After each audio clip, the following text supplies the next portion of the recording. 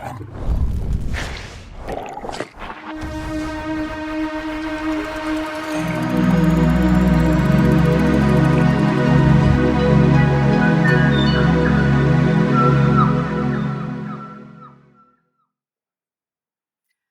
Sarah, and I'm labelled a victim by the justice system. Remember when you were 14 years old? The hairstyles, I wanted a perm. The fashion, the music, devices. As a 14-year-old, we're trying to look older, be older, act older, and then we get older and we want to be young again. We may experiment with alcohol and drugs, not knowing what our tolerance levels are. I was trying to be older at 14, and I've kept a secret about something that happened then.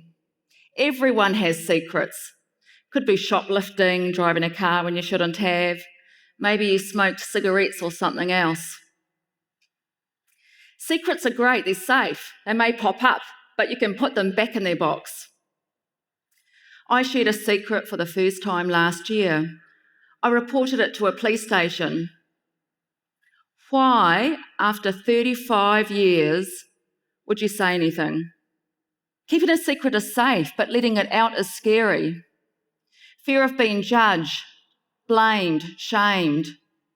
It was my fault. I shouldn't have been drinking. I told the police that I was raped. I was a child. I was a virgin.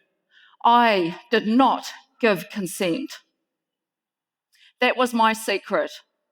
I told no one, no friends, no family. There's a stigma associated with rape. For me, it sounds disgusting. It hangs in the air. Is she a slut? Once said, I felt it was tattooed, etched on my forehead. I would look around at people looking at me, thinking they know and they are judging me. Who do you tell? Who will believe you? Who won't blame you? How would you react as a parent if your child told you this? People are encouraged to speak out, but is it safe and will you get the right support? From that day, I was labelled a victim by the New Zealand criminal justice system. For me, that was very disempowering. Why call me a victim? The accused was simply that. He was the accused, not the rapist. I felt strong. I felt courageous. Call me a complainant. Give me a choice as to how you define me. Give me some dignity, please. Others may prefer to be called survivor. It's a personal choice. Give us a choice in a system where we are powerless. People have good intentions. They use words along with victim, like healing and journey. I am not healing. I'm not broken, and you cannot fix me. I am not on a journey. There is no destination, there is no path, there is no closure. This was all new to me, the language, the process, the crying. I had floodgates for the child that I was. Have you been uncontrollably sad, grieving for something you've lost or someone you've lost? Then you will know that you lose perspective. You are not in control of those situations when you are in that emotional state. I am not alone. 1 in 5 women will experience high-end sexual assault in New Zealand in their lifetime.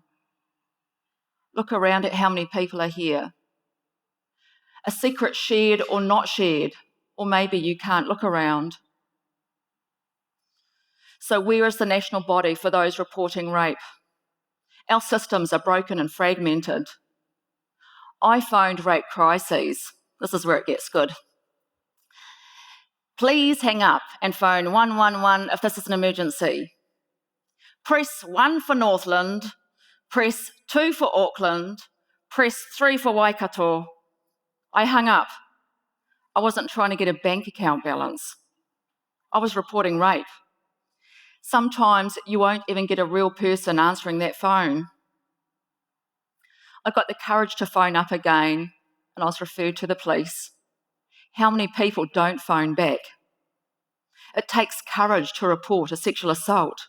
There are associated symptoms: mental health, depression, substance abuse, and suicide. We are one of the worst countries in the world for sexual assault stats and suicide. Let's not bury our heads in the sand or look away. Surely we're better than that. And people deserve help. I couldn't reverse the process. I couldn't put the secret back in its box. My brain was stuck on rewind. My mental health was affected. Fortunately, I had counselling through ACC with a qualified sexual abuse counsellor. I was given a victim support brochure by the police. This may have been useful if I had my house broken into or if I was in a car accident. But I was raped. I felt pitied when I needed strength. I needed to know the language the police would use. I needed to know how long it would take for the investigation. Hey, took you 35 years to say anything. What's another few months? We need qualified advocates to help people navigate through this difficult process of reporting sexual assault. The police have come a long way since the early 1980s when I was raped. Thanks to those forced to challenge the system like the very brave Louise Nicholas. The detective who led my investigation was kind, he was caring, he treated me with dignity and respect. Most crucially, he believed me. I truly believe that if I'd reported my rape back at the age of 14 in the early 1980s, I would not have been believed, like many others. There is a significant increase internationally on people reporting sexual assaults with the media attention and the Me Too movement. Society is overwhelmed and they're struggling and debating this very confrontational topic. New Zealand's sensitive claims have had an 85% increase of people reporting sexual assaults. Great that it's been reported, but where are our support services? Only 1 out of 100 sexual violations in New Zealand will end with a conviction. 1%. Where are we going wrong? Because this is wrong. Victim statements alone, no matter how strong or credible, are deemed not sufficient to proceed to court. There is no other option for complainants. Other countries have alternative processes. They have a restorative justice process. European countries have made significant progress to provide options other than a criminal court for complainants and the accused. The majority of investigations will end how mine ended: insufficient evidence to proceed to court. No DNA, no credible witnesses, no statement from the accused. I will never see his response. He will never be held accountable. Maybe he regrets what he did. Maybe he wants to say, "I'm sorry." Neither of us will have that opportunity. Maybe it was better for my mental health to stay quiet. My police file is 80 pages long. The police worked hard. There are photos taken from the house. There are witness statements. But my file has a big red stamp. Inactivated. I'm confident the police are equally frustrated with the justice system as I am, having this not going to court. They believed me, but being credible is not enough. Better information could have been provided to my family and friends to help them support me on my new normal. I have changed, but I'm still here.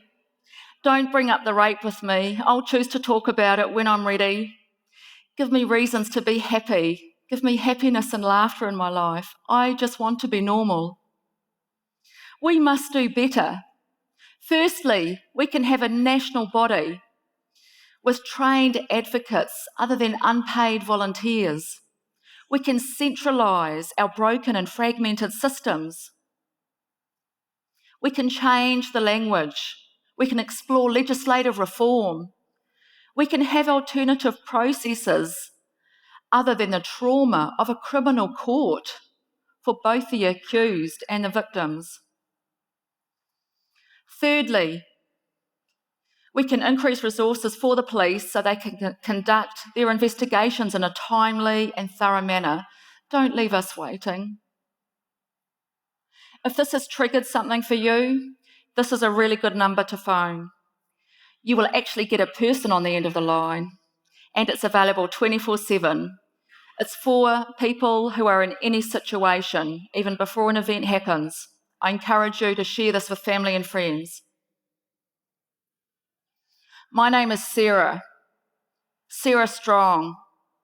I am not healing, I'm not on a journey, and I'm not a victim.